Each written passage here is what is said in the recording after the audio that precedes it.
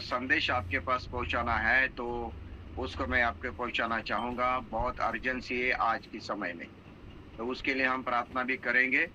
तो वो संदेश मैं आपके पास पहुंचाना चाहता हूँ। मेरे प्यारे भाई बहनों, देखिए, हम ऐसे युग में पहुंचे हैं, ऐसे युग में पहुंचे हैं जिसको अंतिम युग कहते हैं, अंतिम दिन कहते हैं, आखिरी युग कहते हैं।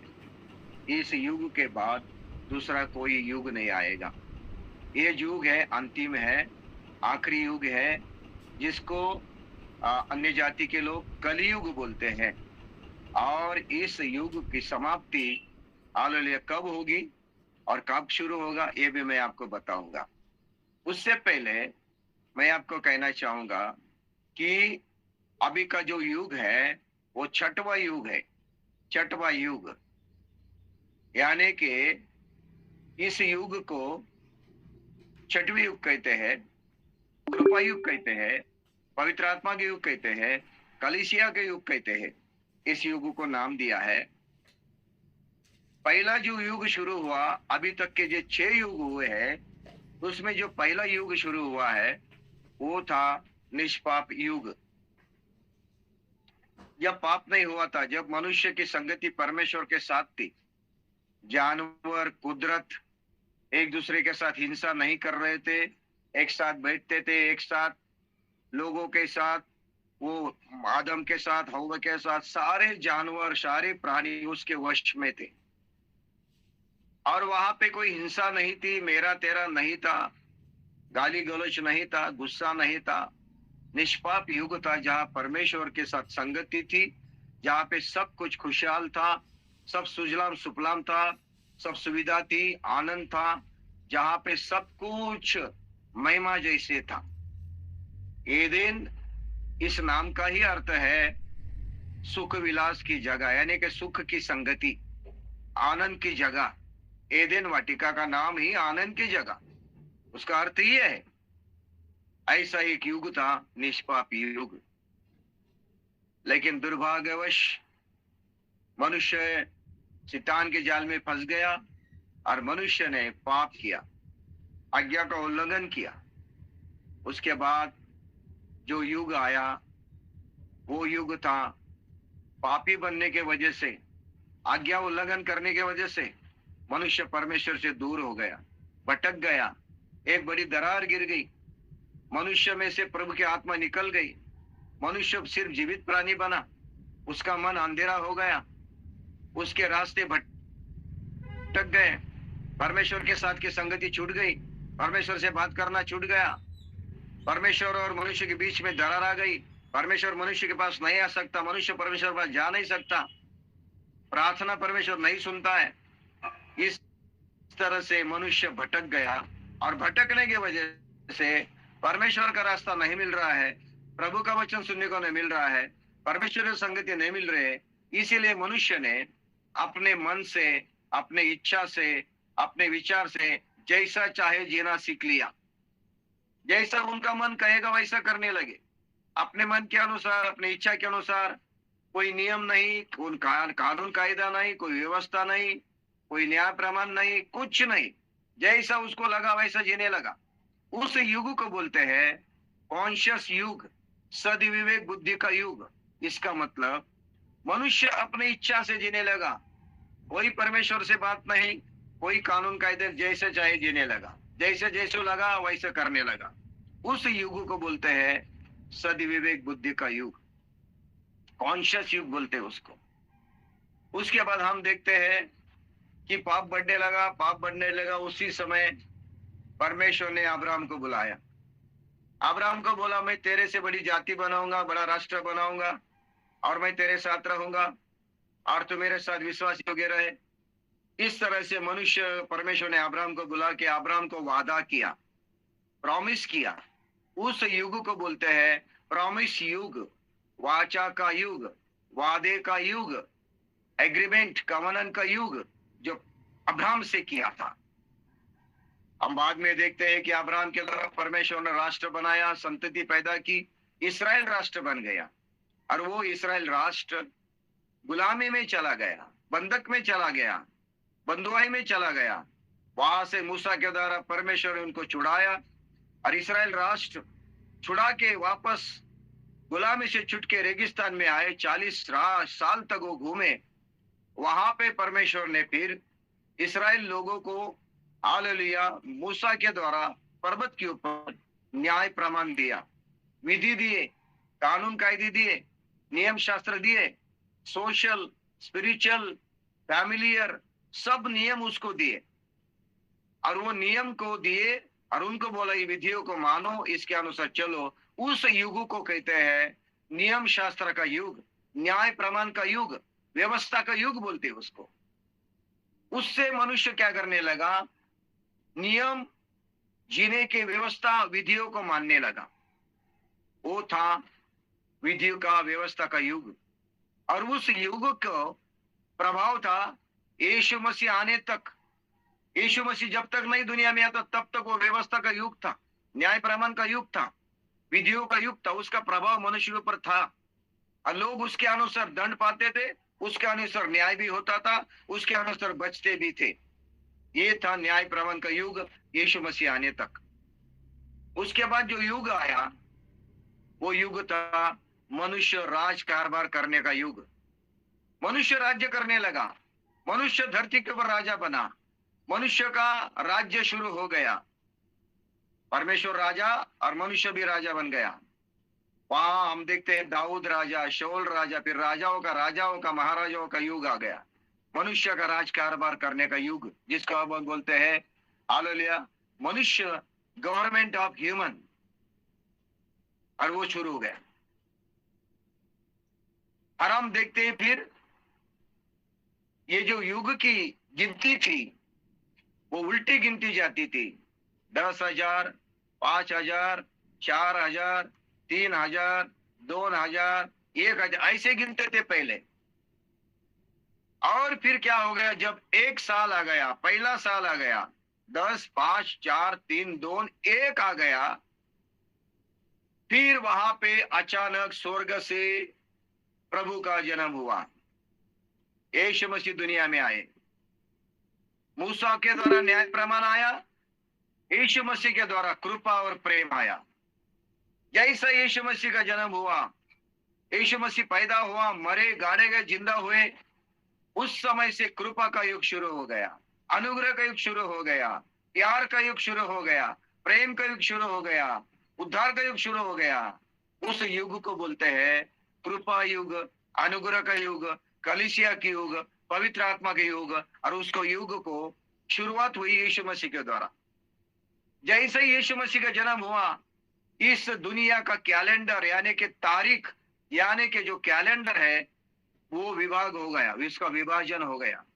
ईस्वी सन और एडी और बीसी हो गया। प्रभु पैदा हो गया, विभाजन हो गया। एडी और बीसी, बीसी का मतलब है बिफोर क्राइस्ट और एडी का मतलब है एना डोमिनी। ये लैटिन शब्द है एना डोमिनी, इसका अर्थ होता है प्रभु का महिमा का वर्ष। प्रभु का महिमा का वर्ष, जहां पे प्रभु का महिमा हो गई, प्रभु का जन्म हुआ, प्रभु की महिमा हो गई, वो वर्ष एना डोमिनी यानी कि प्रभु के बाद का वर्ष। बीसी प्रभु के पहले का वर्ष, बीसी यीशु मसीह के पहले का वर्ष।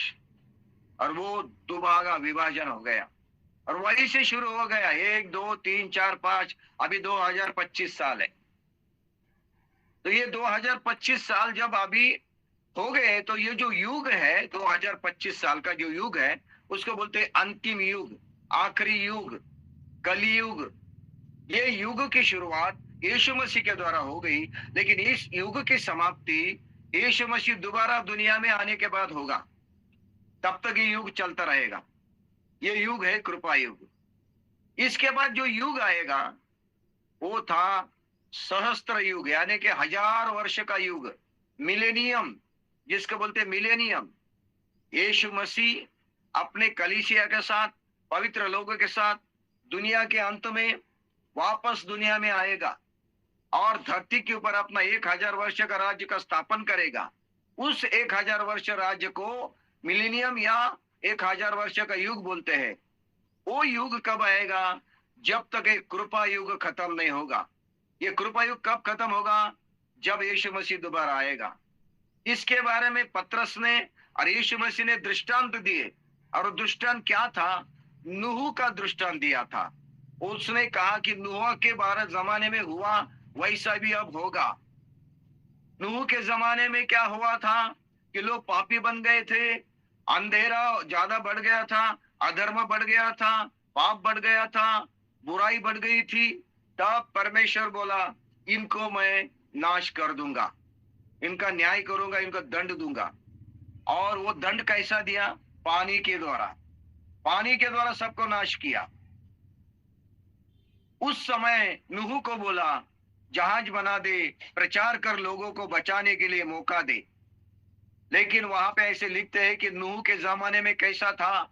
वो 125 दिन प्रचार करता रहा, प्रचार करता रहा, प्रचार करता रहा। लोग हंसते रहे, चेष्टा करते रहे, निंदा करते रहे, उसको सताते रहे, खाते पीते रहे, मौज मस्ती करते रहे, शादी ब्याह करते रहे, घर बनाते रहे, खेती बाड़ी करते रहे, अपने जीवन में व्यस्त रहे। कोई नहीं सुनता था, नूह के तरफ कोई ध्यान नहीं देता था। उसकी चेष्टा करते थे, उसकी मजाक उड़ाते थे, कुछ भी पागल है, कुछ भी बड़बड़ कर रहा है बोल के लोग अपने जीवन में व्यस्त थे। अचानक बाढ़ आ गई, धरती से, आकाश से झरने बहने लगे, और जितने भी नथुनों में सांस थी सारे प्राणी मर गए। लेकिन परमेश्वर ने इस 8 लोगों को अपने उस जहाज में बचा के रखा। उस जहाज का दरवाजा परमेश्वर ने बंद किया था, नूह ने नहीं बंद किया। अगर नूह बंद कर देता तो उसके रिश्तेदार, नाते गोते, मामा, काका, पुतनिया और दादा दादी दौड़ के आते, क्योंकि हम मर रहे हैं, हमारे नथुनों में पानी भर रहा है, भाई खोल दे, खोल दे। शायद नूह को दया आएगी और वो खोल देगा, आ जाओ आ जाओ बोलेगा। परमेश्वर ने दरवाजा बंद कर दिया। क्यों? कि नूह नहीं खोलना चाहिए, क्योंकि उनका मौका चला गया, उनका अवसर चला गया। उन्होंने जब सुनना था नहीं सुना, अपने जीवन में व्यस्त थे। ऐसा प्रभु बोल रहा है, अभी भी ऐसा हो रहा है। बोले नूह के जमाने में जैसा, वो भी अभी ऐसा हो रहा है।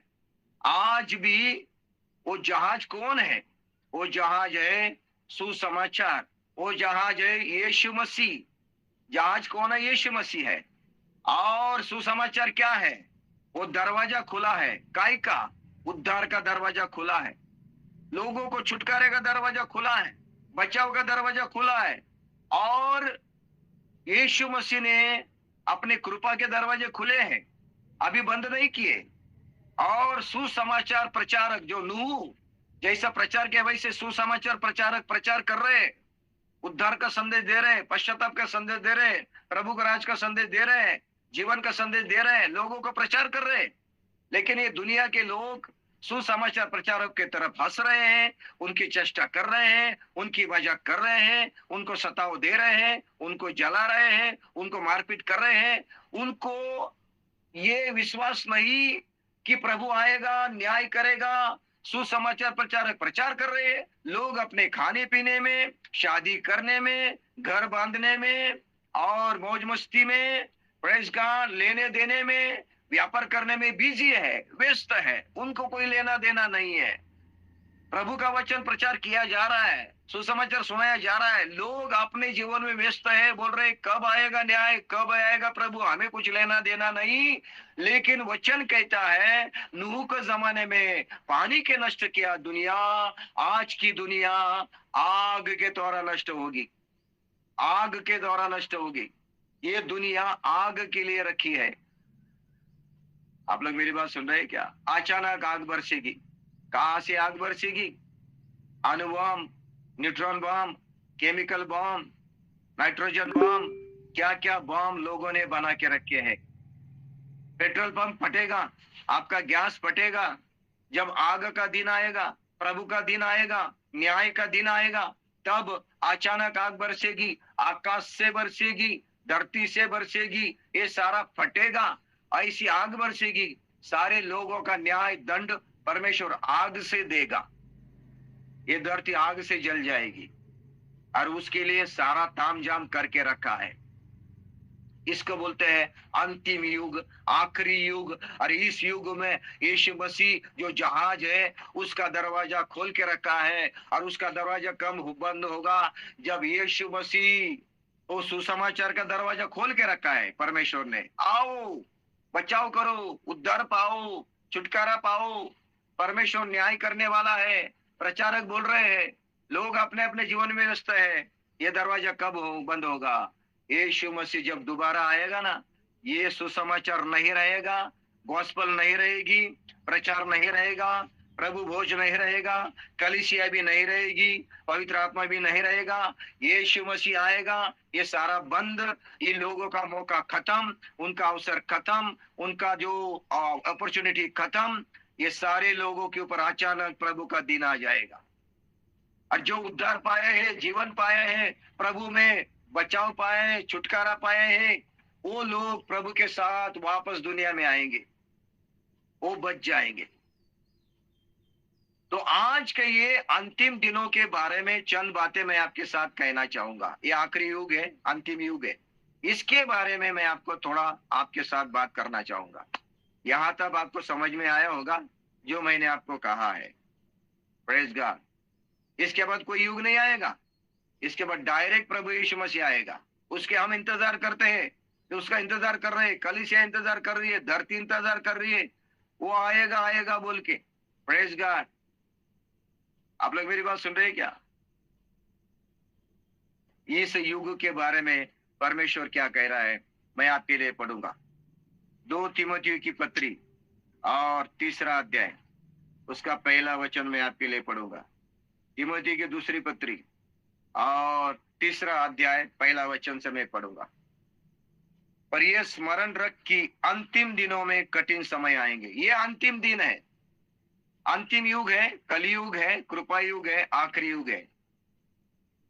इसकी शुरुआत यीशु मसीह के द्वारा हुई, इसका अंत यीशु मसीह के दोबारा आने के बाद, जन्म से शुरू हुआ और दोबारा आने से खत्म होगा। यह युग की समाप्ति कब होगी मालूम नहीं। पहले शताब्दी से लेके आज के दिन तक मैं आपको कहना चाहूंगा, आज के दिन तक प्रभु के राज्य के ऊपर, सुसमाचार के ऊपर, वचन के ऊपर, सेवक के ऊपर, सेवकों के ऊपर हमला हो रहा है, आक्रमण हो रहा है, सताव हो रहा है। लेकिन अभी तक कोई पैदा नहीं हुआ जिसने प्रभु का वचन को रोका, सुसमाचार को रोका, कलीसिया को रोका, प्रार्थना को रोका, भक्ति को रोका, शरीर को जलाया, प्रार्थना मंदिर को तोड़ा, है ना, लोगों को मारा, जेल में डाल दिया, उनके गर्दन उड़ाए, लेकिन वचन को नष्ट नहीं कर सके, सुसमाचार को नष्ट नहीं करे, कलीसिया को नष्ट नहीं कर सके। 2025 साल हो गए हैं, अभी तक प्रभु का वचन जिंदा है, अभी प्रचार हो रहा है, अभी भी उद्धार हो रहा है, अभी भी सेवा हो रही है। कोई उसको बंद नहीं कर सका, नहीं करेगा। आप ध्यान दीजिए, कितना भी सताव होगा, कितना भी सताव होगा, कोई प्रभु के वचन को नष्ट नहीं कर सकता। ये चलता ही रहेगा जब तक यीशु मसीह नहीं आएगा। Praise God. अंतिम दिनों में कठिन समय आएंगे। अभी 2025 साल पहले बोला हुआ वचन है, तो 2025 साल में कैसे दिन बदल गए। ये दुनिया 5-5 मिनट में बदल रही है, क्षण क्षण में बदल रही है, कानून कायदे बदल रहे हैं, व्यवस्था बदल रही है, कुदरत बदल रहा है, मौसम बदल रहा है, सब कुछ बदल हो रहा है। अभी मई महीने में भी बारिश आई है और बारिश में भी बारिश नहीं आती है, गर्मी बढ़ रही है, मौसम बदल रहा है, कुदरत बदल रहा है, मनुष्य बदल रहा है, समाज बदल रहा है, आधुनिकता बदल रही है, व्यवस्था बदल रही है, नियम बदल रहा है, ज्ञान बदल रहा है, क्षण क्षण में दुनिया बदल रही है। आप लोग मेरी बात सुन रहे हैं क्या? कोई स्थिर नहीं है। ये अंतिम युग में कठिन समय आएंगे। आज का समय इतना कठिन है। ये दिन अच्छे है क्या? बड़ा कठिन दिन है। इतने कठिन दिन है, अभी बहुत समय है। लड़ाइयाँ हो रही है, महामारी हो रही है, भ्रष्टाचार हो रहा है, सताव हो रहा है, बुराई बढ़ गई है, पाप बढ़ गया है। कितने गंदे गंदे काम उस दुनिया में हो रहे हैं। मैंने कल न्यूज में देखा, एक दादी कैंसर से पीड़ित थी और उसके देखभाल करने के लिए उसका जो नातू था, नातून नहीं ना, पोता था, उसको बहुत कठिनाई आ गई इसको संभालना। उसने क्या किया, उस दादी को, कैंसर पीड़ित दादी को कचरे में फेंक दिया, उठा के कचरे में फेंक दिया। वो मैंने एक न्यूज देखी, उठा के कचरे में फेंक दिया उसको। ऐसे ऐसे अमानवीय, इंसानियत खो बैठे लोग इस दुनिया में है। कठिन समय है, इतना ज्यादा कठिन समय है, बुरा समय है अभी का, और ये और भी बढ़ेगा, कल परसों और भी बढ़ेगा। हम बोलेंगे अच्छा कल होगा, परसों कल होगा, अच्छा होगा, ओ 1 महीने के बाद अच्छा होगा। नहीं मेरे भाइयों, हर दिन हमारे लिए कठिन आएगा, हर समय कठिन आएगा। अभी भी कितना प्रॉब्लम है। मेरी आवाज आ रही है क्या आपके पास? Yes yes. ओ, इधर इधर लाइट चली गई है, इसीलिए मैं आपको पूछा है। बोले कठिन समय आएगा, तिमोथियों को कह रहा है पौलुस। ये समय कैसा है देखो, अच्छा समय नहीं है। मसीह के लोगों के लिए, विश्वासियों के लिए, दुनिया के लिए, मानव के लिए, मानव जाति के लिए अच्छा समय नहीं है। बड़े कठिन, बहुत बुराई बढ़ रही है, प्यार खत्म हो रहा है कि नहीं? विश्वास खत्म हो रहा है, भरोसा खत्म हो रहा है, बुराई इतनी बढ़ रही है, इतनी बढ़ रही है, गंदे काम हो रहे हैं। ऐसे कठिन समय आएंगे क्योंकि मनुष्य स्वार्थी बनेगा। ये अंतिम युग है, आखिरी युग में मनुष्य क्या हो जाएगा? स्वार्थी। या आपको स्वार्थ नजर नहीं आ रहा है? हर तरफ स्वार्थ नजर आ रहा है। कोई किसी का नहीं भला देख रहा है, अपना ही भला देख रहा है, अपने लिए जी रहा है। किसी को दूसरे के लिए कुछ लेना देना नहीं है। मेरा मेरा कह रहे हैं, और अपना भला करने के लिए, अपना घर बनाने के लिए, अपना जीवन को स्थिर करने के लिए दूसरों को नष्ट कर रहे हैं। स्वार्थ भरा है। स्वार्थ के बारे में मैं आपको कहूंगा नहीं, क्योंकि ये आपको अच्छी तरह से मालूम है स्वार्थ क्या होता है। और उसके बाद लोभ, लोभी। अंतिम में मनुष्य लोभी बन गए। लालच, लोभ, धन का लोभ, प्रतिष्ठा का लोभ, सत्ता का लोभ, अधिकार का लोभ, है ना, जायदाद का लोभ, ये शरीर का लोभ, लालसा, ये सब बढ़ रही है। मनुष्य बन गए। ये अंतिम दिन है, ये आखिरी युग में ऐसा हो रहा है। लोभी, लोभ लालच में लोग मर्डर कर रहे हैं, खून कर रहे हैं।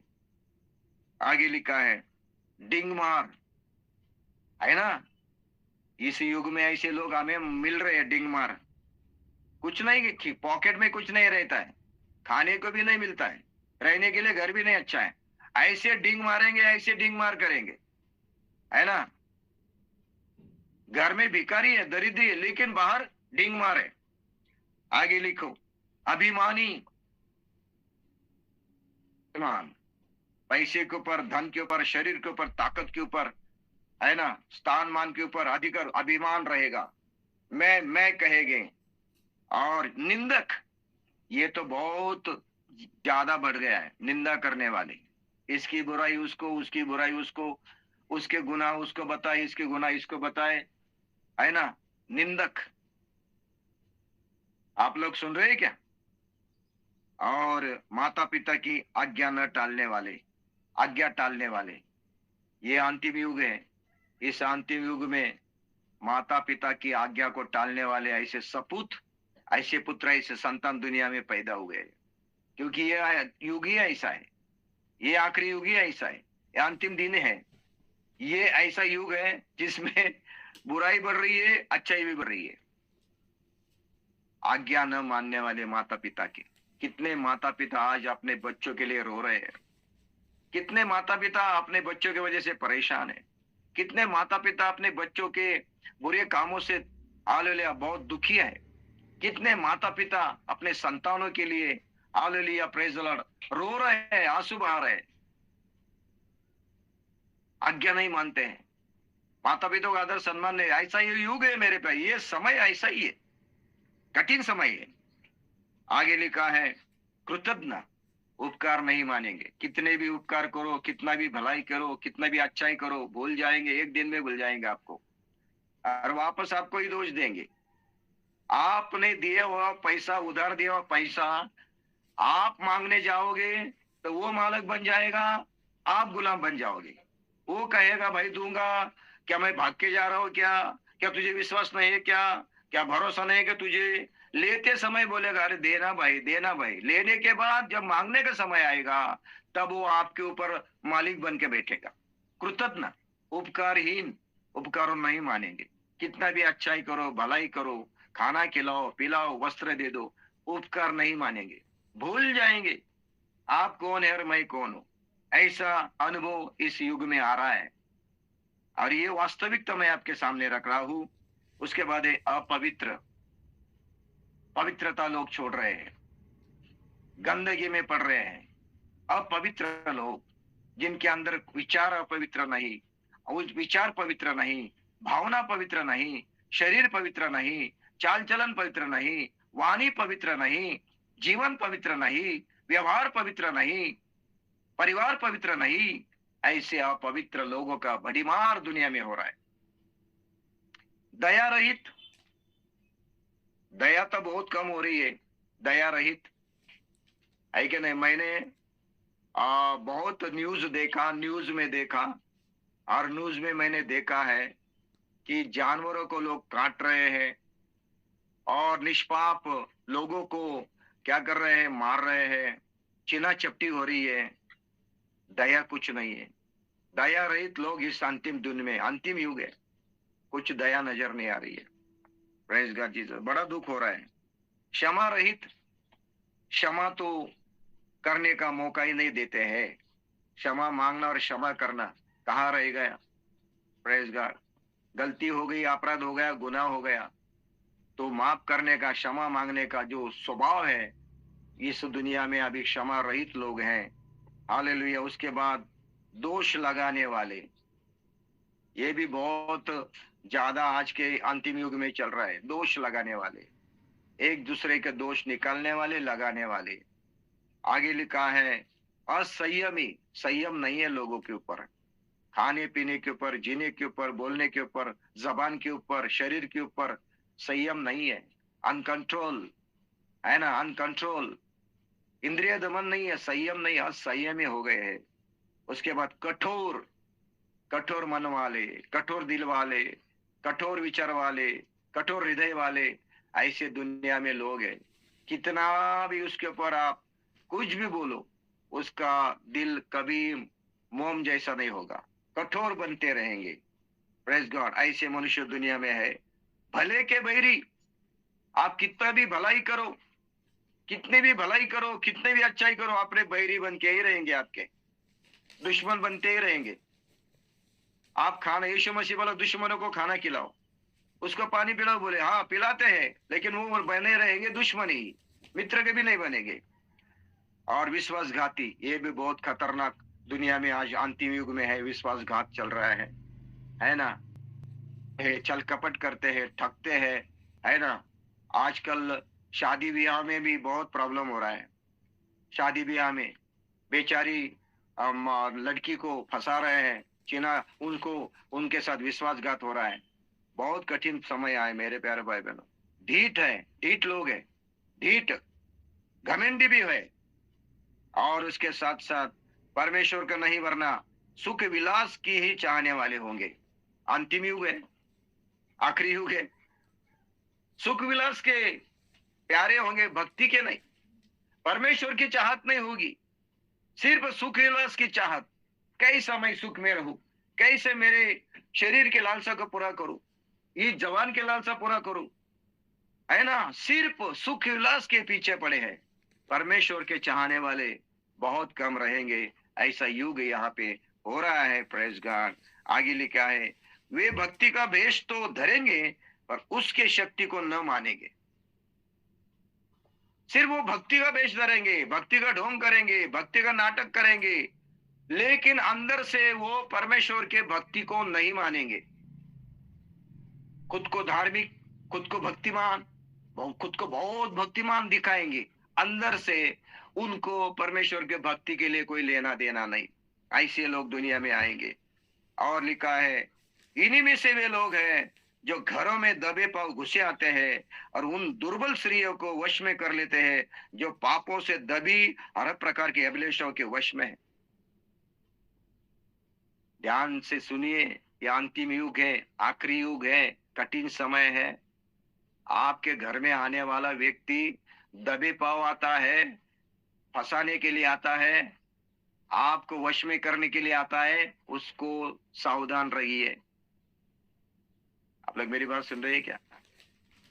बता नहीं सकते कौन मनुष्य कौन से वेश में आएगा कौन से विचार से आएगा, कौन से मकसद से आएगा, कौन से उद्देश्य, पता नहीं सकता। उसका उद्देश्य क्या है, मकसद क्या है, मालूम नहीं।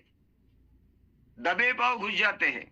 और स्त्रियां तो दुर्बल होती है ना, बेचारी दुर्बल होती है। स्त्रियां तो मिट्टी का बर्तन जैसा होता है ना, भोली भाबड़ी होती है बेचारी।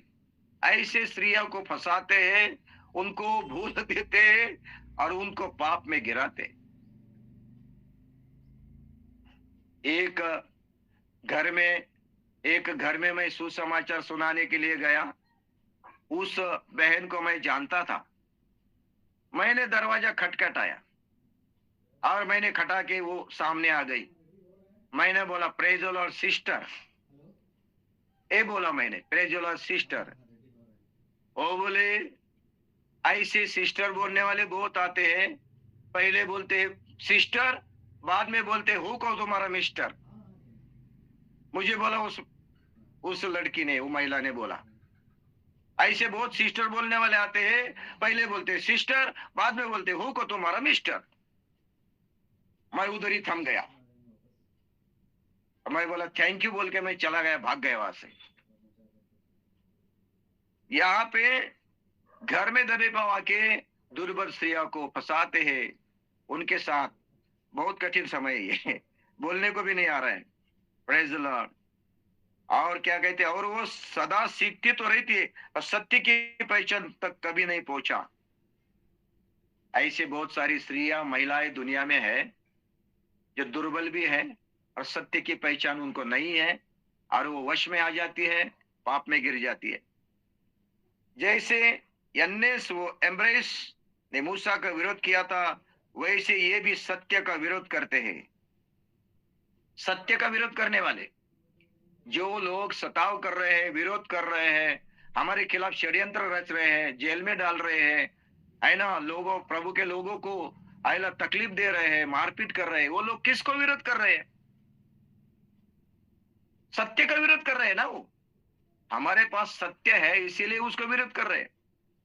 आप अधर्म करो, असत्य बोलो, जुआ खेलो, शराब पियो, गुंडागर्दी करो, मारामारी करो, झगड़ा करो, बोलो, है ना, कुछ भी बुरा काम करो, वो लोग आपको कुछ नहीं कहेंगे। आप ये बुरा क्यों कर रहे हैं भाई, आप क्यों ये गंदा काम कर रहे हैं भाई, आपके पास आके कभी नहीं बोलेंगे। जैसा आप सत्य के रास्ते पे जाएंगे आपको सताव हो जाएगा, आपको तकलीफ पहुंचाएंगे। क्यों इस रास्ते पे जा रहे हो, आप सत्य को क्यों जा रहे हो, क्यों इस रास्ते पे चल रहे हो, क्यों तुमने असत्य का मार्ग छोड़ा? और आपके पास आके आपको बोलेंगे, आपको तकलीफ देंगे। ये सत्य को विरोध करेंगे। ये लोग हमें नहीं विरोध कर रहा है, ये लोग सत्य का विरोध कर रहे हैं, यीशु का विरोध कर रहे हैं, जीवन का विरोध कर रहे हैं, स्वर्ग राज्य का विरोध कर रहे हैं। आपको मालूम है क्या, आगे लिखा है, वैसे ये भी सत्य का विरोध करे। ये ऐसे मनुष्य है जिनकी बुद्धि भ्रष्ट हो गई है, जिनकी बुद्धि भ्रष्ट हो गई। उसमें इंग्लिश में लिखा है, हालेलुया, उनका जो कॉन्शियस है वो उसमें दाग लगा है। Praise the Lord. दाग लगा है उनको, उनके कॉन्शियस को, उनकी बुद्धि भ्रष्ट हो गई है और वे विश्वास के विषय में निकम्मे हो गए हैं। प्रेज द लॉर्ड, निकम्मे।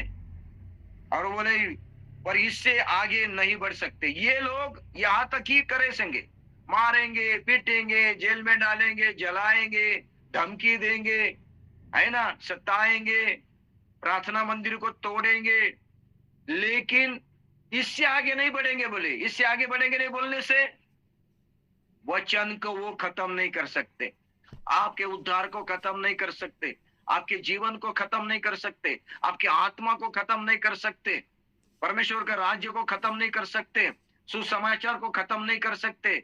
2025 साल हो गए हैं, 2025 साल तक सुसमाचार के ऊपर आक्रमण हुआ, स्वर्ग राज्य के ऊपर आक्रमण हुआ, वचन के ऊपर आक्रमण हुआ, लोगों को जलाया, मारा, पीटा, चीर दिया, फाड़ दिया, गर्दन उड़ाई, ये सब कुछ किया, लेकिन अभी तक वचन जिंदा है, लेकिन अभी तक सुसमाचार जिंदा है, अभी तक कलीसिया है, अभी तक प्रार्थना है, अब तक भक्ति है, अभी तक सुसमाचार प्रचार हो रहा है, अभी तक परमेश्वर का राज है, अभी तक यीशु मसीह का नाम ले रहे हैं। उसको कोई खत्म नहीं कर सकता, मार नहीं सकता, बंद नहीं कर सकता जब तक यीशु मसीह नहीं आता।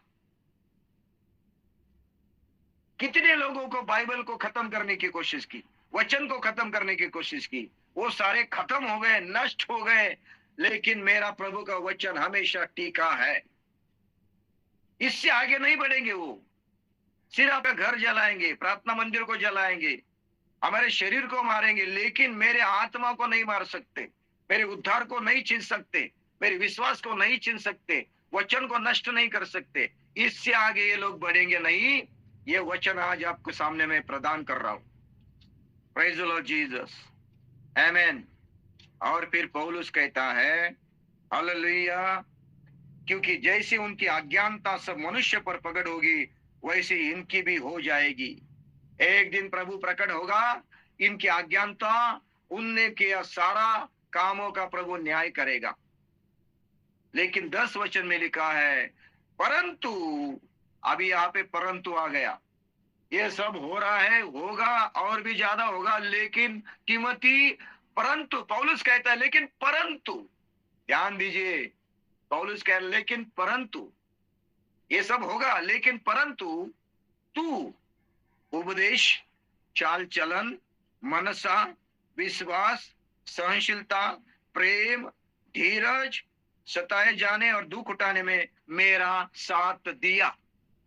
मेरे प्यारे भाई बहन, पौलुस क्या कह रहा है तिमोथी को, ये सब हो रहा है दुनिया में, इसमें भी तूने उपदेश करने में, सेवा करने में, विश्वास में, मेरे दुख और कष्ट में मेरा साथ दिया, मुझे नहीं छोड़ा। मेरे प्यार में बहनों, भाई बहनों, प्रभु की आत्मा आज आपसे बात कर रही है। ये दुनिया कठिन समय है, बुरा समय है, यहाँ पे ऐसे लोग खड़े हो गए हैं। ऐसे समय में हमें क्या करना है? हमें एक दूसरे का साथ देना है, एक दूसरे के साथ खड़े रहना है, एक दूसरे को मदद करना है, एक दूसरे को क्षमा करनी है, एक दूसरे का माफ करना है। नफरत, क्रोध, गुस्सा, इससे हमें दूर रहना है, इसको फेंकना है। हमें एक दूसरे को साथ मिलके एक साथ को बढ़ाने के, एक साथ एकता से आगे बढ़ना है। अकेले रह के हम सामना नहीं कर सकते, एक साथ मिलके हम सामना कर सकते हैं, एक साथ मिलके हम और लड़ सकते हैं, एक साथ रह के हम खड़े रह सकते हैं, एक साथ आत्मा में जल सकते हैं। लेकिन अकेले रहोगे गिर जाओगे। हमें अभी झगड़े करने का, नफरत करने का, मेरा तेरा करने का, मैं करने का समय नहीं है। ये समय प्रेम करने का है, ये समय क्षमा करने का, ये समय एक दूसरे को साथ देने का है, एक समय एक दूसरे के लिए प्रार्थना करने का, एक समय एक दूसरे को उठाने का है, एक समय धीरज देने का, एक समय लोगों को मदद करने का, एक समय एक दूसरे को हालेलुया साथ लेके चलने का समय ही है। झगड़े का, मेरा तेरा, नफरत का समय नहीं है। और मसीह लोग एक दूसरे से झगड़े कर रहे हैं, मेरा तेरा कर रहे हैं, है ना, एक दूसरे को निंदा कर रहे हैं, एक दूसरे को गिरा रहे हैं, ऐसे कर रहे हैं। ऐसे लोगों के ऊपर प्रभु का न्याय आएगा। मैं कहता हूं ये समय हमें एक दूसरे को साथ देने का है, मदद करने का है, जीवन में उठाने का है, क्षमा करने का है, माफी करने का है, मदद करने का समय ही है अभी। पौलुस को बोल रहे तू मुझे साथ दिया, मैं थोड़ा समय लूंगा और थोड़ा समय लूंगा कि वो संदेश मैं खत्म करूंगा। और ऐसे दुखों में भी जो अंतिकिया, इकोनियम, लुस्रा में मुझ पर पड़े थे और अन्य दुखों में जो मैंने उठाए थे, परंतु प्रभु ने मुझे उन सब से छुड़ा लिया। प्रभु हमें छुड़ाएगा। हम एक साथ रहे, एक दूसरे का साथ दिया, एक दूसरे को माफी किया, क्षमा किया, हम प्यार से, प्रेम से, धीरज से रहे, संगति में रहे, भक्ति में रहे, विश्वास में रहे, कलीसिया में रहे, तो परमेश्वर हमें हर परेशानी से छुड़ाएगा। 26 साल हो गए सेवकाई में, ऐसे ऐसे संकट से गुजरा हूं, ऐसे ऐसे सताव से गुजरा हूं, मारपीट से गुजरा हूं, भूखमरी से गुजरा हूं, वस्त्रहीन रहा, भूखा रहा, शत्रुओं ने घेरा, मारपीट करने की कोशिश की, जलाने की कोशिश की, और प्रभु इतने संकट आए, लेकिन अभी तक प्रभु ने हर बार मुझे छुड़ाया, बीमारी से छुड़ाया, परेशानी से छुड़ाया, मानसिक तनाव से छुड़ाया। प्रभु ने अभी तक मुझे जिंदा रखा। मैं आपको कहना चाहूंगा, आपके लिए भी अनुभव आया होगा, आपके जीवन में हर परेशानी, मानसिक, शारीरिक, पारिवारिक, सामाजिक, सोशल और सारे समस्या से घिरे होंगे, लेकिन प्रभु ने आपको हर बार छुड़ाया, आपको बचाया, आपको यहां तक लाया। प्रभु हमें छुड़ाएगा। यीशु मसीह विश्वास योग्य है, वो हमारे साथ है, आज भी जिंदा है, आज भी वो सिंहासन के ऊपर बैठा है, आज भी उसकी नजर हमारे ऊपर है, वो हमें हर समस्या से छुड़ाएगा, परीक्षा में नहीं गिरने देगा। Praise God Jesus, hallelujah. आगे लिखा है, पर जितने मसीह यीशु में भक्ति के साथ जीवन बिताना चाहेंगे, वो सब सताए जाएंगे। भक्ति के साथ जीवन जीने वाले मसीह में सताए जाएंगे। आप भक्ति मत करो, अभक्ति में जाओ, लोग आपको कुछ नहीं कहेंगे।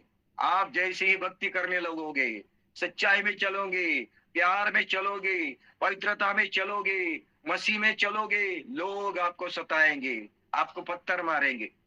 मैं कहता हूं, जिस पेड़ को मीठे फल लगे हैं ना, उसी को लोग पत्थर मारते हैं।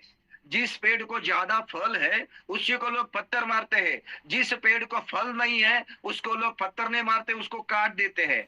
आपके जीवन को फल लगता है मसीह का, आपका जीवन भक्तिमय है, आपका जीवन प्रार्थनामय है, आपका जीवन सच्चाई का है, आपका जीवन प्रार्थना का है, आपके जीवन सच्चाई का है, आपके जीवन सत्य का है, आपके जीवन मसीह का है, तो लोग पत्थर मारेंगे, सताएंगे, पीटेंगे,